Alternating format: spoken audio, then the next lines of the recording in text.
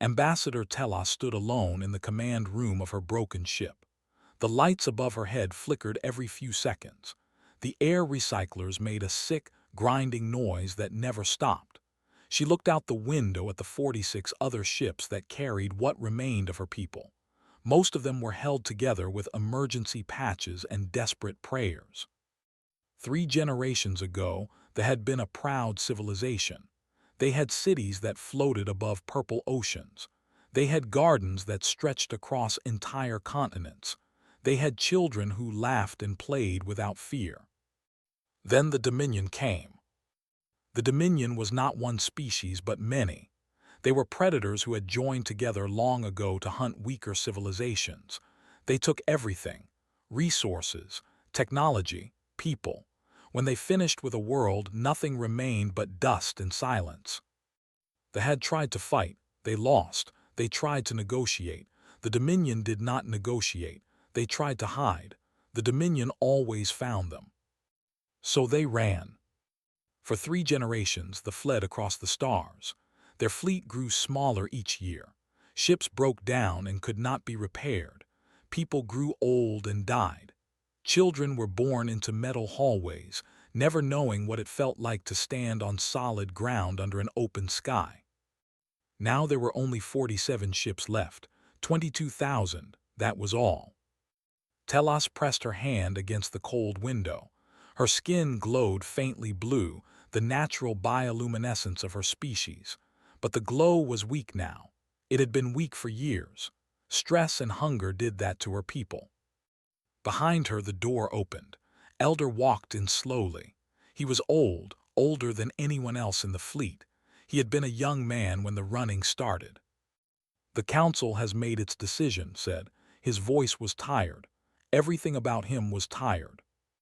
Telos did not turn around, and there is one system left that we have not tried. Sol 3, the humans. Now Telos turned. The humans, they are children. They have been in space for less than 500 years. They have no allies, no power, nothing. They have a planet, said simply. They have food. They have safety. And they are the only ones who have not already turned us away. Telos wanted to argue, but she could not. Was right. They had tried every other species in this part of the galaxy. They said they could not risk Dominion anger. The Crystalline Collective said they were not worth protecting. The trade union said they had no room. Everyone had an excuse. Everyone looked away. The humans were the last option, the only option. "Very well," Telos said. "I will send the message myself." She walked to the communications console. It was old and damaged like everything else, but it still worked. She typed in the coordinates for the Sol system and opened a channel on every frequency she could reach. Then she spoke. Our people are dying. We have been running for 3 generations from an enemy we cannot defeat. We have asked every species we could find for help. All of them refused. You are our last hope. We seek asylum. We seek safety. We have nothing to offer you, no wealth, no technology, no power. We have only ourselves. 22,000 souls who want nothing more than to stop running. Please, if there is any kindness in your hearts, please help us." She ended the transmission and sat back in her chair. Her hands were shaking. Days passed, 1, 2, 5, 10. No response came. Telos stopped eating. She stopped sleeping. She stood at the window and watched the stars and waited for an answer that she was sure would never come. On the 11th day, Elder found her collapsed on the floor of the command room. He helped her to a chair and made her drink water. "They will not answer," Telos whispered. "No one ever does." "Perhaps," said, "but we must still hope." "Hope," Telos laughed bitterly. "I have forgotten what that word means." The 12th day began like all the others, gray, silent, empty. Then the communications console made a sound it had not made in weeks, an incoming transmission. Telos ran to the console so fast she nearly fell. Her fingers trembled as she opened the channel. A voice came through. It was strange and unfamiliar, speaking in a language her translator had to work hard to understand.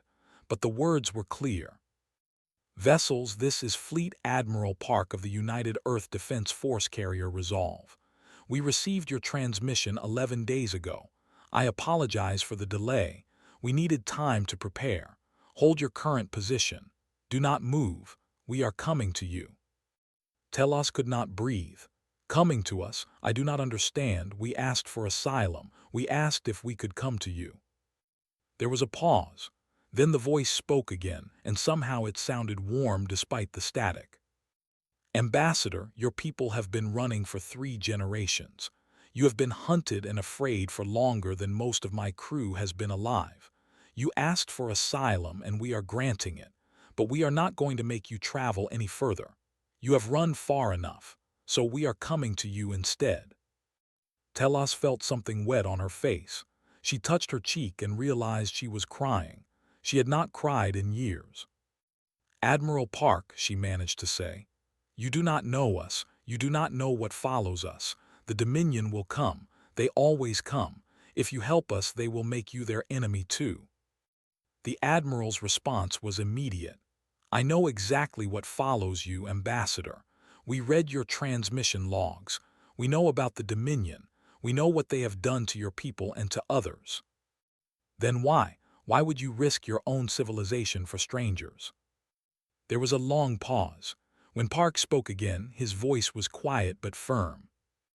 Because someone has to. Because if we turn away from people who need help just because helping them is dangerous, then we are not the species we want to be. Hold your position, Ambassador. We will be there in 72 hours, and when we arrive, you will not be alone anymore. The transmission ended. Telos sat in silence for a long time, tears streaming down her face. Behind her, Elder placed a gentle hand on her shoulder. Perhaps, the old man said softly, hope is not so hard to remember after all. Ambassador Telos barely slept. She spent most of her time at the window, watching the empty space around the fleet. Part of her still did not believe the humans would come. Part of her expected to see Dominion warships instead, arriving to finish what they had started 3 generations ago. But on the 3rd day, exactly when Admiral Park had promised, the sensors began to scream. Multiple signatures emerging from faster-than-light transit, the sensor officer announced. His voice cracked with fear. 50, no 60, no more than that, I cannot count them all. Telos gripped the edge of her console. This was it. The Dominion had found them again. The running was finally over, one way or another. Then the ships became visible on the, and Telos felt her legs go weak. They were not Dominion vessels. At the center of the formation flew a massive ship, nearly 3 kilometers long. It was gray and angular, covered with weapons and armor plating. The word Resolve was painted on its side in letters so large that Telos could read them from her own ship. Around the Resolve flew dozens of smaller vessels, destroyers with sleek, dangerous shapes, frigates bristling with gun turrets, support ships and medical transports and cargo haulers, an entire fleet arriving not to destroy but to help. The communications console came to life. Admiral Park's face appeared on the screen. He looked older in person than he had sounded. His hair was gray and his face was lined with wrinkles, but his eyes were sharp and kind. Ambassador Telos, he said, I told you we were coming. My engineers are ready to begin repairs on your fleet immediately. My medical teams are standing by to treat your sick and wounded, and my combat vessels will form a defensive perimeter around your people until we can move everyone to safety. Telos opened her mouth to respond, but no words came out. She simply nodded, tears falling from her eyes again. Within an hour, human shuttles filled the space between the fleets. They moved quickly and efficiently, like insects working together to build something new. Each shuttle carried engineers, doctors, technicians, and supplies. Chief Engineer led the repair operations. She was young for someone in her position, barely 35 years old, but she moved through the damaged ships with complete confidence, as if she had been fixing broken vessels her entire life. Perhaps she had. arrived on Telos's ship with a team of 12 engineers. They carried tools and equipment that they did not recognize. "Ambassador," said, bowing her head slightly in greeting, "I have reviewed the scans of your fleet. Your ships are in bad shape, but nothing we cannot fix. With your permission, I would like to start with your life support systems. Your air recyclers are operating at 40% efficiency. That is why your people have been getting sick." Telos stared at her. "You can tell that just from scans." Smiled. It was a quick, bright expression that seemed out of place in the gray corridors of the dying ship. "I can tell a lot of things. For example, your power distribution network is routing energy through damaged conduits that should have been replaced years ago. You are losing 30% of your reactor output to heat bleed. That is why your shields keep failing." "We did not know," Telos admitted. "We have been running for so long. There was never time to understand our own systems properly. That is why we are here." Turned to her team and began giving orders in rapid Korean. The engineers spread out through the ship, opening panels and crawling into maintenance shafts. Telos followed as she worked. She watched the young human woman study broken machines with intense focus, then fix them with quick, precise movements. In 2 hours, the air recyclers were running at 90% efficiency. In 4 hours, the power distribution network had been completely rebuilt. "How do you know so much?" Telos asked. "Your species has been in space for such a short time." Did not look up from her work. "Humans learn fast. We had to. Our history is full of disasters and wars. Every time something broke, we had to figure out how to fix it or die. After a few thousand years of that, you get good at solving problems quickly." She finished connecting a new power conduit and stood up, wiping grease from her hands.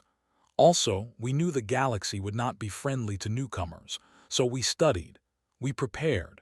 We built ships that could fight and people who could fix anything." She shrugged. "We hoped we would find friends out here, but we planned for the possibility that we would only find enemies." Across the fleet, similar scenes were happening on every ship.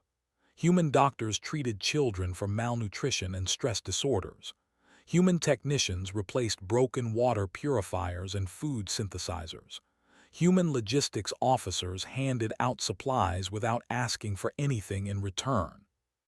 Later that day, Telos found Admiral Park standing on the observation deck of the Resolve, watching the repair operations through a massive window. "I do not understand," Telos said, standing beside him. "Your species gains nothing from this. When the Dominion learns what you have done, they will come for you too. You have made yourself their enemy for strangers you have never met." Park was silent for a moment. Then he spoke, his voice soft. 200 years ago, my ancestors lived on a small peninsula on Earth. War came to that peninsula, terrible war. Millions of people died. Millions more fled their homes looking for safety. Some found it, many did not." He turned to look at Telos directly.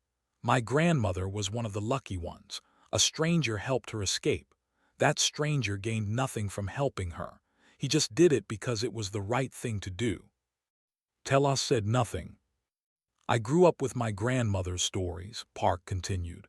"She told me about the fear, the hunger, the desperation, and she told me about the stranger who saved her life. She made me promise that if I ever had the chance to be that stranger for someone else, I would take it." He looked back out the window at the fleet. Human and crews were working side by side now, fixing ships together. "You asked why we are doing this. The answer is simple. We remember what it means to run. We remember what it means when no one helps. And we decided, a long time ago, that we would never let anyone feel that way if we had the power to stop it." Below them, Telos could see Engineer laughing with a group of children. She had lifted one of them onto her shoulders so the child could see the human ships through the window. The child was laughing too, a sound Telos had not heard in years. "The Dominion will come," Telos said quietly. "They always come." Park nodded. "I know, we are counting on it." Something in his voice made Telos look at him more carefully. There was no fear in his eyes. No worry, only calm, steady certainty. You want them to come, she realized. We have been waiting for this moment for 200 years, Park said. The galaxy thinks we are weak, young, insignificant. The Dominion thinks they can bully us into giving you up. He smiled, but there was no warmth in it. They are wrong, and when they come, we will show them exactly how wrong they are. In that time, the human engineers performed miracles. Ships that had been falling apart for decades now ran smoothly. Medical bays that had been empty of supplies were now fully stocked. For the first time in 3 generations, no child went asleep hungry. Ambassador Telos began to allow herself to feel something she had forgotten: peace. She walked through her ship and saw her people smiling. She heard laughter in the corridors. She saw human crews eating together, sharing stories, teaching each other words in their different languages. Maybe, she thought, this would work. Maybe the Dominion would not find them. Maybe they could simply disappear into human space and live quiet lives. She was wrong. On the 16th day, a single ship emerged from faster-than-light transit at the edge of the sensor range. It was a Dominion Herald vessel, a diplomatic ship sent ahead of the main fleet. They knew these ships well. They always came before the killing started. Admiral Park ordered all ships to battle stations but told them not to fire. "Let them speak first," he said. "I want everyone to hear what they say." The transmission came on an open channel, broadcast to every ship in both fleets. The face that appeared on the made Telos's blood turned cold. Warlord. He was massive, even by Dominion standards. His species had evolved as apex predators on a world where everything was trying to kill everything else. His scales were dark red, almost black. His eyes were yellow with vertical pupils like a snake. When he spoke, his voice was deep and rumbling, like rocks grinding together. "Humans of Sol said, I am Warlord, commander of the Dominion's 3rd Subjugation Fleet. You have something that belongs to us. They are criminals and property of the Dominion. They fled before they could be properly processed. You will surrender them to us immediately." Admiral Park's face appeared on a split screen beside. The contrast between them was striking. Park was smaller, older, softer. He looked like someone's grandfather. But his eyes did not waver. "Warlord," Park replied, his voice calm and steady. "They have requested asylum under United Earth law. That request has been granted. They are now under our protection. They will not be surrendered to anyone." Laughed. It was an ugly sound like bones breaking. "Protection? You? Humans are infants in this galaxy. You have never faced true war. You do not understand what you are challenging. The Dominion has destroyed 1,000 civilizations. What makes you think you will be any different?" "Perhaps we will not be different," Park admitted, "but we will not know until we try." "You will die, all of you. Is that what you want?" Park leaned forward slightly. "What I want is for you to leave these people alone. They have done nothing to deserve what you have done to them. They are not criminals. They are not property. They are living beings who deserve the chance to live in peace." His yellow eyes narrowed. "You speak of peace. You know nothing of peace. Peace is what the strong give to the weak when they have nothing left worth taking. They have nothing left. They should accept their fate. Their fate is no longer yours to decide." The warlord's scales rippled with anger. You dare speak to me this way. I have burned worlds. I have ended species. I have made entire star systems scream my name in terror. And you, a little human on a little ship, think you can tell me what to do." "I am not telling you what to do," Park said quietly. "I am telling you what will happen if you attack these people. Every being in that refugee fleet is now under the flag of United Earth. An attack on them is an attack on us, and we do not abandon our own." Leaned closer to his screen, his massive face filling the display. "Then you will share their fate. My fleet will arrive in 18 hours, 300 warships. You have that long to reconsider. After that, there will be no more talking." The transmission ended. Silence filled the bridge of the Resolve. Admiral Park sat motionless for a long moment, his eyes fixed on the empty screen. Lieutenant Commander Han, the ship's tactical officer, broke the silence. She was a young woman with short black hair and sharp, intelligent eyes. Admiral, long-range sensors confirm a Dominion battle fleet holding position 2 systems away. I count 312 warships, heavy dreadnoughts, assault carriers, destroyer squadrons. Conservative firepower estimate puts them at roughly 8 times our current strength. Park nodded slowly. What is their estimated arrival time if they move now? 18 hours, exactly as said. Then we have 18 hours. Park stood from his command chair and turned to his communications officer. Get me a secure channel to Earth Command. Priority Alpha. Tell them the situation has escalated. Request immediate reinforcement from the 7th Fleet and the 9th Fleet. The communications officer hesitated. Sir, even with both fleets, we will still be heavily outnumbered. I know, Park's voice was calm. That is why you will also tell them to bring the... A murmur rippled through the bridge crew. Eyes went wide. Sir, that has not been deployed since the Mars incident. High Command has kept it in reserve for exactly this situation, Park finished. A moment when everything we have built is on the line. A moment when the galaxy needs to learn what humanity is capable of. He looked around the bridge at his crew. Every face showed fear, but also determination. We have prepared for 200 years. We have built ships and trained soldiers and developed weapons that no one in the galaxy has ever seen. We did all of that because we knew this day would come. The day when someone bigger and stronger would try to take what is ours. He walked to the main and stared out at the stars. The Dominion thinks we are weak. They think we will surrender or run. They have never met a species that chose to fight when the odds were against them. His hands closed into fists at his sides. They are about to learn that humans do not run, we do not surrender, and we do not abandon people who come to us for help. He turned back to his crew. 18 hours. That is how long we have. I want every ship in this fleet ready for battle. I want every weapon loaded and every shield at full power. And I want every single person in this fleet to understand something. His voice rose, filling the bridge. We are not going to just survive this fight. We are going to win it. And when we do, the entire galaxy will know that humanity stands for something.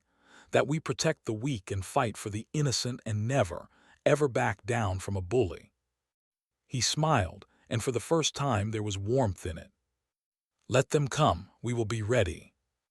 On the refugee fleet, Ambassador Tellus watched the human ships begin to move into battle formations. She saw weapons powering up and shields coming online. She saw small human figures in spacesuits performing last-minute repairs on hull armor. They were really going to fight. These strange, young creatures from a small blue planet were really going to stand against the most powerful military force in the galaxy. For the first time in 3 generations, A was not the one running from the Dominion. Someone else was running toward them. The hours that followed were the strangest of Ambassador Tellus's life. She had seen fleets prepare for battle before. They had fought the Dominion many times in those early years before they learned that running was the only way to survive. She remembered the panic, the screaming, the desperate prayers to gods that never answered. The humans did not panic. They moved with calm, focused purpose. Engineers finished repairs and ran diagnostic checks. Weapons officers loaded missiles into launch tubes. Medical teams prepared for casualties that had not happened yet. Everyone had a job, and everyone did it without hesitation. Tellus stood on the observation deck of the Resolve, watching the preparations. Beside her, Admiral Park studied tactical displays that floated in the air around him. You should move your refugee fleet to the rear, Park said without looking at her. Behind our lines. If the battle goes badly, your ships can escape into faster-than-light transit while we hold the Dominion back. You expect to lose. I expect to win, but a good commander plans for every possibility. He finally looked at her, and his eyes were kind despite the tension in his face. Your people have survived 3 generations of running. I will not let them die because I was overconfident. Before Telos could respond, the censor officer announced, multiple signatures emerging from faster-than-light transit. Friendly signatures. It is the 7th Fleet. Through the observation window, Telos watched new ships appear in flashes of light. Destroyers, cruisers, carriers, 42 warships in total, each one bristling with weapons that looked more advanced than anything she had ever seen. But they kept coming. The 9th Fleet has arrived, the censor officer reported. Another 53 ships dropped out of transit. Among them were 4 massive dreadnoughts, each one nearly 2 kilometers long. Their hulls were covered in heavy armor and gun batteries so large that Telos could not imagine the damage they could do. And still the ships kept coming. Sir, the censor officer's voice trembled slightly. The has arrived. Telos looked out the window and felt her breath stop in her throat. It was unlike anything she had ever seen. It was nearly 5 kilometers long, making it the largest ship in either fleet by a massive margin. Its hull was covered in layers of armor so thick that it looked like a small moon made of metal. Weapons batteries lined every surface. Engine nacelles larger than most ships glowed with barely contained power. It moved slowly, deliberately, with the confidence of a creature that had never known a predator. A new face appeared on the command display. Fleet Admiral, commander of the combined human fleet. She was an older woman with gray hair pulled back in a tight bun. Her uniform was crisp and formal, decorated with medals that Telos did not recognize. But it was her eyes that drew attention. They were dark and calm, like deep water that hid dangerous currents beneath the surface. Admiral Park said, "Report." "Ma'am, the Dominion fleet will arrive in approximately 14 hours. 312 vessels, heavy on dreadnoughts and assault carriers. Warlord is commanding personally." Nodded slowly. "Good. I was hoping he would come himself. What is the status of the refugee fleet?" "Safe behind our lines. Ambassador Telos is with me now." His eyes shifted to look directly at Telos through the display. "Ambassador, I understand you have been running from the Dominion for a very long time." 3 generations, Telos confirmed, her voice barely steady. "That ends today." His voice was firm, certain. "I give you my word as an officer of the United Earth Defense Force. No Dominion ship will touch your people while we stand, and we will stand." Telos felt tears forming in her eyes again. She had cried more in the past 2 weeks than she had in the past 20 years. "Fleet Admiral, why? Why are you doing this? You could have just taken us in quietly, hidden us, avoided all of this." His expression softened slightly. "Because hiding solves nothing. The Dominion does not stop. They do not get tired. They do not feel mercy. If we hide today, they will find us tomorrow. And then they will destroy not just you, but us as well." She paused. "We decided long ago that we would rather fight on our terms than wait to be destroyed on theirs." "And you think you can win against 300 ships?" "Ambassador, let me tell you something about humans," leaned forward slightly. "We have been fighting each other for our entire history, thousands of years of war, millions of battles. We have learned things about combat that other species cannot imagine. We have made it into a science, an art." Her eyes hardened. "The Dominion has never faced an enemy like us. They are predators who have only ever hunted prey. They do not know what it means to fight something that fights back." She straightened in her chair. "When the Dominion arrives, they will expect us to be afraid. They will expect us to make mistakes. They will expect to crush us quickly and move on to their next victims." A cold smile crossed her face. "They are wrong on every count." The hours passed slowly after that. Telos was given permission to observe from this command center, the massive room at the heart of the ship, where hundreds of officers coordinated the human fleet. Holographic displays showed the position of every ship. Tactical projections calculated possible battle scenarios. Communications officers relayed orders in a constant stream of voices. Engineer was there too, leading a team that monitored the fleet's power systems from the command center. She smiled when she saw Telos. Ambassador, are you ready to see what humans can really do? I do not know if I am ready for anything anymore, Telos admitted. Laughed softly. Neither are we, honestly, but we have been practicing for this moment since before I was born. My grandmother used to tell me stories about the day the aliens would come. She said we had to be ready to show them who we were. And who are you? Considered the question. We are the species that survived ice ages and plagues and world wars. We are the species that split the atom and walked on the moon and reached for the stars even when everyone said it was impossible. We are stubborn and foolish and brave beyond reason. Her smile faded into something more serious. And we do not give up, ever, on anything, on anyone. She looked out at the tactical display, where the Dominion fleet was shown as a mass of red dots slowly approaching. Those things out there think they are the top of the food chain. They think the galaxy belongs to them. They think they can take whatever they want and no one will stop them.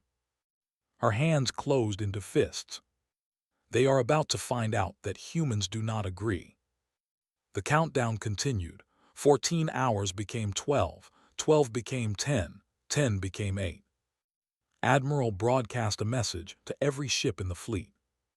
All hands, this is Fleet Admiral. The Dominion will arrive in 8 hours. They outnumber us nearly 2-1. They have more firepower, more ships, more experience fighting wars across the galaxy. She paused. They also have a weakness. They have never faced an enemy who chose to fight when running was easier. They do not understand why anyone would stand up for strangers. They cannot imagine sacrificing anything for someone else. Her voice grew stronger. That is why we will win, because we are not fighting for territory or resources or power. We are fighting for the 22,000 who asked us for help. We are fighting to prove that humanity means something. We are fighting because it is the right thing to do. She took a breath. In 8 hours, the galaxy will learn who we are.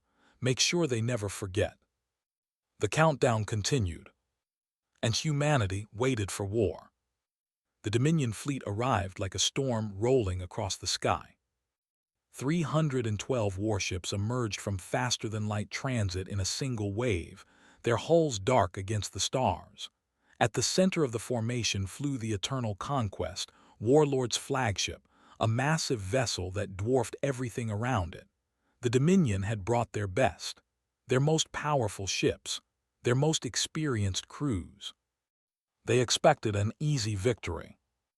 Ambassador Telos watched from the command center as the enemy fleet spread out in attack formation. Her hearts were pounding so hard she could barely breathe. Beside her, the human officers moved with calm efficiency, calling out sensor readings and tactical updates as if this were just another training exercise.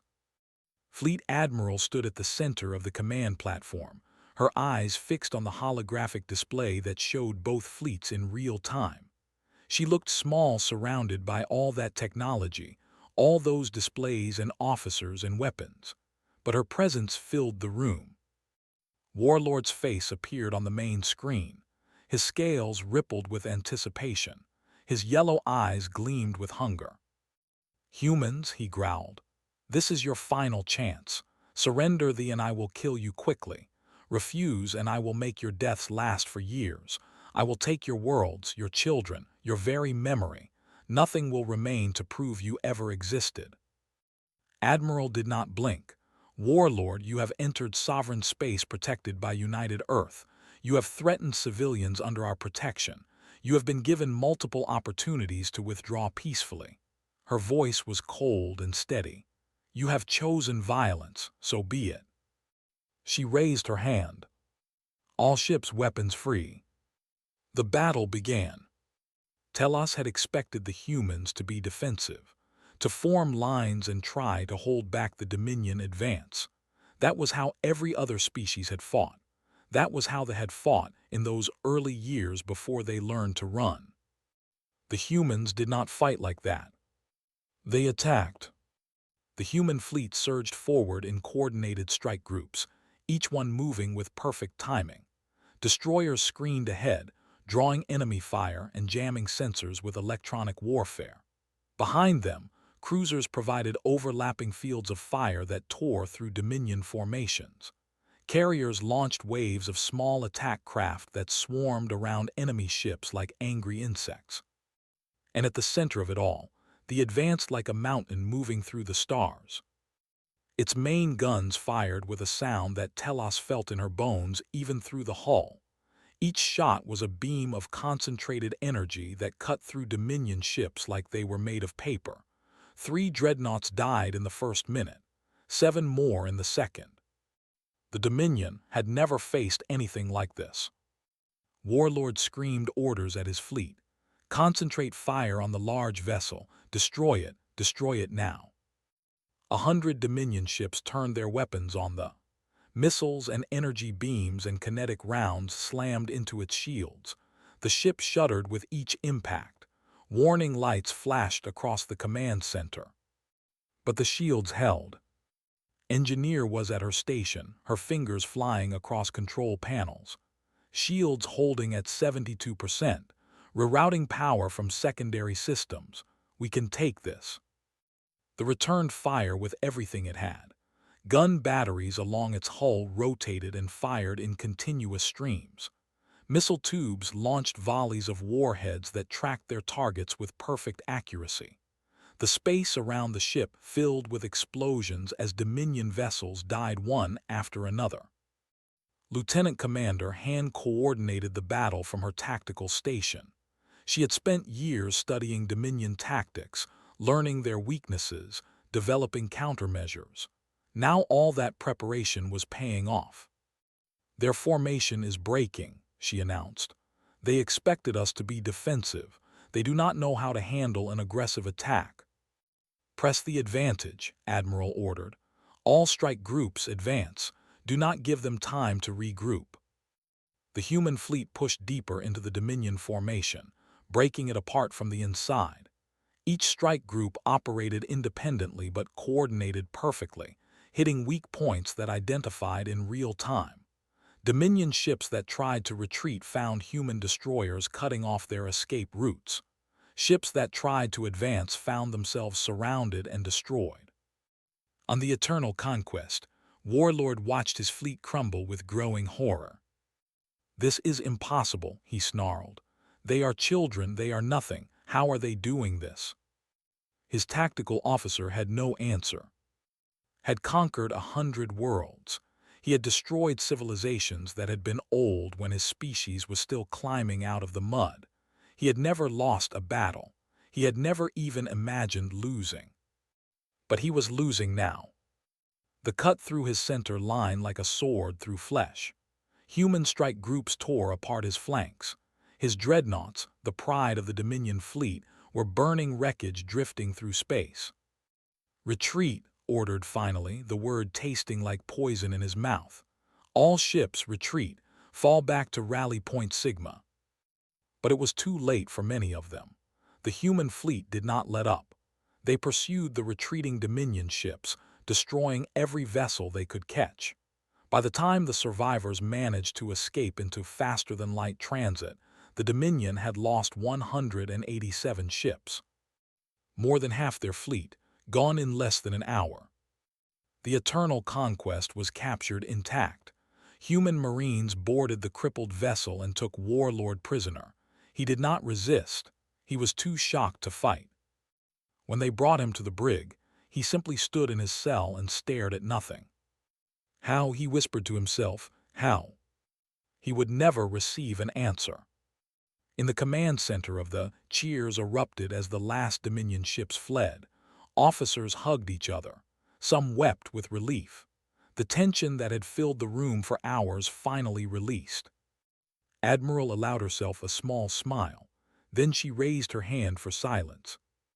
"The battle is won," she announced. "But our work is not finished.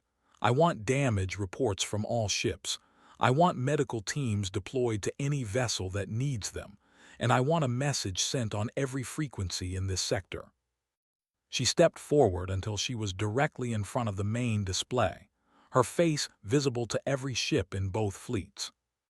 "This is Fleet Admiral of the United Earth Defense Force. To anyone listening, they are under our protection. Today, the Dominion learned what that means. Any species that threatens them threatens us. Any species that hunts them will answer to us." Her voice hardened. "We are humanity. We do not abandon those who ask for our help. We do not surrender to bullies, and we do not lose." She paused. "Remember this day. Remember what happened here. And remember that if you ever need help, you can call us." She ended the transmission. Ambassador Telos stood in the corner of the command center, tears streaming down her face. She could not remember how to stop crying. She was not sure she wanted to. Admiral Park found her there a few minutes later. He stood beside her in comfortable silence, watching the human crews begin the long work of repairs and recovery. "It is over," Telos finally said. "I cannot believe it is actually over." "The battle is over," Park agreed. "But this is just the beginning. The Dominion will remember what happened today. Other species will hear about it. The galaxy is about to change." Telos looked at him. "What happens now to my people?" Now you rest, you heal, you build a new home," Park smiled gently. "We have already identified a planet for your settlement. Nice place. Blue oceans, green forests, breathable air. We are calling it New Vila. Your people can start over there." "And the Dominion, what if they come back?" "Then we will be there." Park's voice was firm. "For as long as you need us, for as long as anyone needs us. That is who we are now. That is who we choose to be." 3 months later, Ambassador Telos stood on the surface of New Vila, watching the sun rise over purple mountains. Beside her, human and construction crews worked together to build the first city of the new colony. Engineer was there, teaching a group of children how to operate earth-moving equipment. She was laughing at something one of them said, her voice carrying across the morning air. Admiral Park stood nearby, serving now as Earth's liaison to the colony. He had requested the posting himself. "I cannot believe this is real," Telos said softly. "After so long, after so much death, we are finally home." "You earned this," Park replied. "You survived. You kept your people together through 3 generations of running. You never gave up hope." "I had given up hope," Telos admitted. "Before your people came, I had forgotten what it meant." Park nodded slowly. "We all forget sometimes. The important thing is that we remember again." Across the galaxy, word of the Battle of Sol 3 spread like wildfire. Other refugee species heard what had happened. They heard about the young civilization that had stood against the Dominion and won. They heard about the fleet that came with commanders, engineers, and warships, not to conquer, but to protect. And they began sending their own signals toward Earth. Desperate messages, pleas for help, prayers to a species they had never met but suddenly believed in. Every time, the answer was the same. "Hold your position, we are coming." Humanity had found its purpose among the stars, not as conquerors, not as traders, but as guardians, as protectors, as the species that answered when others called for help. The galaxy would never be the same. And neither would humanity.